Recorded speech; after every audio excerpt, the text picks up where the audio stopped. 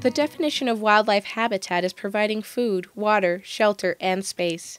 However, we tend to forget that habitat components must be arranged in a manner that allows wildlife to access all the components within its range, large or small. For example, what good is it to have an ocean of water if there's no food? What we commonly find in New Mexico is the opposite, a shortage of available water. Our wildlands are often abounding with a forest of shelter, but little food. The Habitat Stamp Program has been around since 1991 to provide support to help wildlife survive and thrive. Another important factor is that wildlife must have every one of those components available to them year-round to be considered habitat. If a wild animal has plenty of food in the spring, but is famished for just 1 month in the winter, that animal has two options: leave in search of food or die. We're here in the mountains today, and we're looking at some thinning that we've done with the Habitat Stamp Program in the past.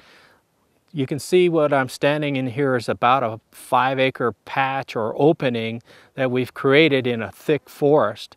And that opening removes the trees and allows the sun to hit the ground floor, causing this nice succulent vegetation and the browse to rejuvenate. So we're here doing this for deer.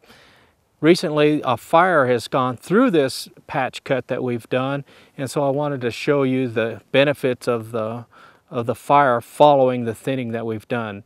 So as you can see down below here is a stump from the tree that we cut probably about 4 or 5 years ago, creating this opening. But now that the fire's gone through, it's doing a lot of rejuvenation of the forbs, the grasses, and the browse. On this day, the U.S. Forest Service is conducting a prescribed burn in the Magdalena Mountains near Socorro, New Mexico, using funds from the Habitat Stamp Program, along with funding from the U.S. Forest Service and the Rocky Mountain Elk Foundation.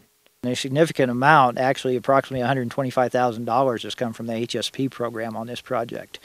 It's a project this size takes a significant amount of funding, and the HSP has been a real critical partner in getting this project implemented.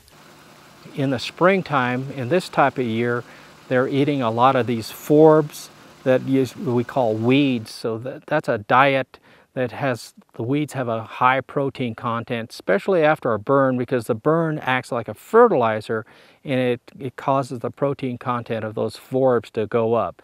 But as they mature, the deer tend to switch more to browse, and they'll browse on the trees, the bushes, and as acorns mature, then they start eating those acorns. That really fattens them up and holds them through the winter. Biologists, land managers, and others with the Department of Game and Fish, U.S. Forest Service, and Bureau of Land Management deeply appreciate the financial and volunteer support of the Habitat Stamp Program.